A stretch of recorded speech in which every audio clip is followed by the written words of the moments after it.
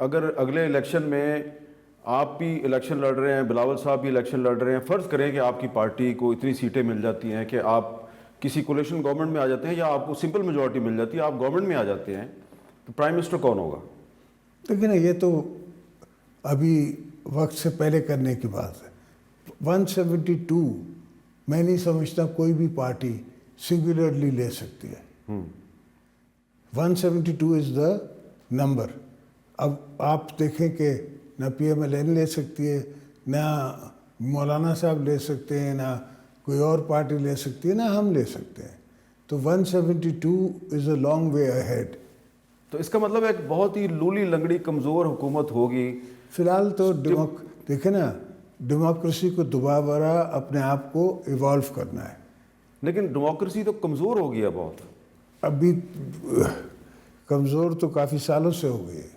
ہمارا خیال تھا کہ 18th امینڈمنٹ کے بعد جب آپ نے اپنی پاورز پارلیمنٹ کو دیں تو جمہوریت مضبوط ہوگی, لیکن وہ کمزور ہو گئی ہے. وہ اس کی ریزنز بھی آپ کو پتہ ہیں کہ وہ دوستوں کو پسند نہیں آئی, انہوں نے آر او الیکشن کرا کے میری چھٹی کرا دی. اب آج فنکشنل لیگ کی بھی ایک میٹنگ ہوئی اور ایم کیو ایم کی اور نون لیگ کی میٹنگز ہو رہی ہیں. مولانا فضل الرحمان صاحب کی نواز شریف سے ملاقات ہوئی ہے. تو ایک لگ رہا ہے کہ سیاسی صف بندی شروع ہو چکی ہے, اور خاص طور پہ ایسے لگ رہا ہے کہ سندھ میں پیپلز پارٹی کے خلاف ایک بہت بڑا الائنس بن رہا ہے. تو اس دفعہ آپ کو سندھ میں کچھ مشکل تو نہیں لگ رہی؟ دیکھیں نا, پیپلز پارٹی کے خلاف ہمیشہ الائنسز بنتے ہیں, وہ پہلی دفعہ تو نہیں بن رہا.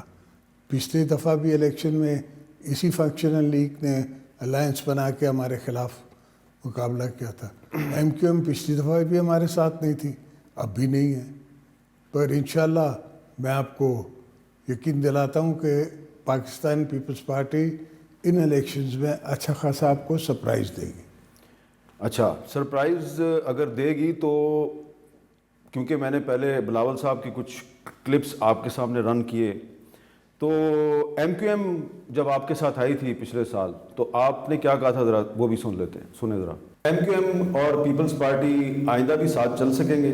میں تو کوشش کر رہا ہوں. ایم کیو ایم کو ایڈوانٹیج ہے نا ہمارے ساتھ, اس لیے کہ سندھ میں ہم ہیں, کراچی میں وہ ہیں, ہم بھی کراچی میں ہیں.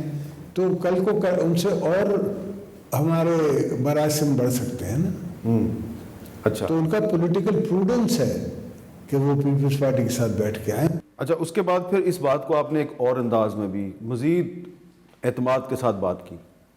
جتنے ہمارے دوست ہمارے ساتھ آئے ہیں, سردار مینگل ہوں, بگٹی ہوں, دوسرے دوست ہوں, منگسی ہوں, ایم کیو ایم والے ہوں, ان کے ساتھ ہمارے ایگریمنٹس ہوئے ہیں. اور ان ایگریمنٹس کو اٹ از مائی رسپانسبلٹی, اس لیے کہ میں نے ان سب کو اکٹھا کیا ہے, مائی رسپانسبلٹی کہ ان کی جو ڈیمانڈز ہیں, جو جینوائن ڈیمانڈز ہیں, لیگل ڈیمانڈز ہیں, وہ پوری کی جائیں, انکلوڈنگ ایم کیو ایم.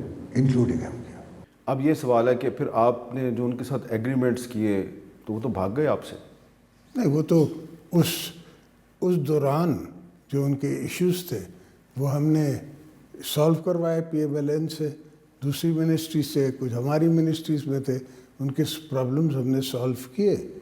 اب long term issues, long term problems جو سالو نہیں ہوئے ہیں, وہ آئندہ دیکھتے ہیں کیا کون سا شطرنج کس طرح کا بیٹھتی ہے, اس میں ان کی جتنی ہو سکتی ہے سپورٹ کریں گے.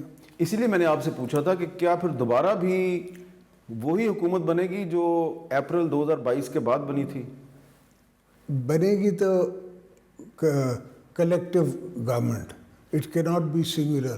کولیشن یا national unity government? National unity government. اچھا, نیشنل یونٹی گورنمنٹ بنے گی, تو اس میں تو پھر آپ کو اور نون لیگ کو ساتھ ساتھ چلنا پڑے گا. نون لیگ چلتی ہے یا دوسری پارٹیز چلتی ہیں, ناٹ نیسیسریلی نون لیگ, ہو سکتا ہے دوسری پارٹیز ہمارے ساتھ چلیں, نون لیگ نہ چلے, ہو سکتا ہے نون لیگ کے ساتھ ہم نہ چل سکیں, وہ ہمارے ساتھ نہ چل سکے. یہ تو بیفور ٹائم ہے نا ساری باتیں. آپ نے بڑا شوق سے رانا ثناء اللہ صاحب کو وزیر داخلہ بنوایا تھا, تو وہ تو کہتے ہیں ہم پنجاب سے ہی 124 سے زیادہ سیٹیں لے لیں گے. بسم اللہ, کوشش کرنے پہ, کوئی بولنے پہ ٹیکس نہیں ہے, بیان دینے پہ ٹیکس نہیں ہے, دا گز دا میدان, سامنے چلیں. تو آپ یہ نہیں سمجھتے کہ اگلا جو الیکشن ہے اس کی کریڈیبلٹی کے لیے ضروری ہے کہ اس میں P T I as a party اس کی پارٹیسپیشن ہونی چاہیے؟ میرا خیال ہے ہوگی. لیکن جو آج الیکشن کمیشن آف پاکستان نے پی ٹی آئی کو جو نوٹس جاری کیا کہ آپ انٹرا پارٹی الیکشن کروائیں 20 دن میں اور پھر ہمیں رپورٹ دیں، تو 20 دن تو بہت کم نہیں؟ میں نہیں جانتا کہ کیا نوٹس دیا گیا ہے، مگر اگر دیا گیا ہے تو ویسے ہی پارٹیز کراتی ہیں الیکشنز. ہمارے ہاں ہوتے ہیں ہر سال الیکشنز. ہاں، تو اب ذرا یہ بتائیں کہ پارٹیوں کے اندر جو الیکشن ہوتے ہیں کیا وہ واقعی الیکشن ہوتا ہے؟ ہاں تو سمجھتا ہے کہ کچھ ایسے دوست ہیں میری پارٹی میں جو کسی اور کی بات سنیں گے؟ نہیں، میں صرف آپ کی پارٹی کی بات نہیں کر رہا. ایک اوپینین ہے کچھ لوگوں میں کہ پی ٹی آئی ہو، پیپلز پارٹی ہو، پی ایم ایل این ہو، بس ایک فرضی سا الیکشن ہوتا ہے دکھانے کا. ہم اپنی پارٹی کے الیکشنز پہ بات کر سکتے ہیں، دوسری پارٹیز کا میرا تو آپ کہہ رہے ہیں کہ آپ کی پارٹی کا الیکشن بہت ہی بیسکلی یہ الیکشن کوئی پرچی نہیں ڈال کے ہوتا. یہ الیکشن ہوتا ہے وتھ پبلک اوپینینس. ابھی بھی اگر ہم ٹکٹیں دیں گے تو باقاعدہ بورڈ ہے. جیسے میں آپ کو ایک نیوز دیتا چلوں کہ Farhatullah Babar has resigned. Farhatullah Babar has resigned? Yes, but we have not chosen his successor as a board decide کرے گا.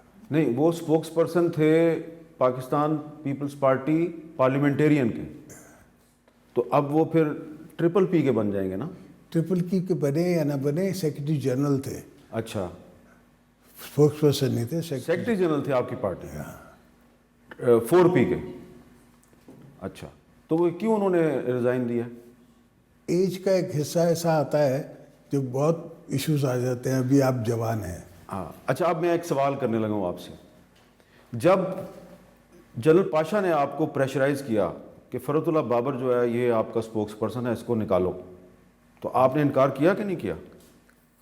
مجھے کون کہہ سکتا ہے کس کو نکالو اور نہیں، اس نے کہا تھا آپ کو. وہ کہا تھا، مگر میں کیوں مانوں گا؟ تو نہیں مانے آپ؟ نہیں. تو وہ فرحت اللہ بابر نے اب ریزائن کیوں کر دیا؟ بھئی وقت کا تقاضا ایسا ہے کہ عمر کتنی ہو گئی ہے. تو پھر تو بلاول صاحب صحیح کہتے ہیں نا کہ بابے گھر جائیں آرام کریں. تو جا رہے ہیں نا فرحت اللہ بابر. چلیں، وہ بھی گھر نہیں جائیں گے. وہ ہیومن رائٹ کازز پہ ان کو بنایا جائے گا. پھر وہ ہیومن رائٹ کازز پہ پارٹی کی ونگ کو ہے. یعنی کہ وہ پارٹی ہی کے اندر رہیں گے لیکن کسی اور حیثیت میں کام کریں گے. جی ہاں. اچھا،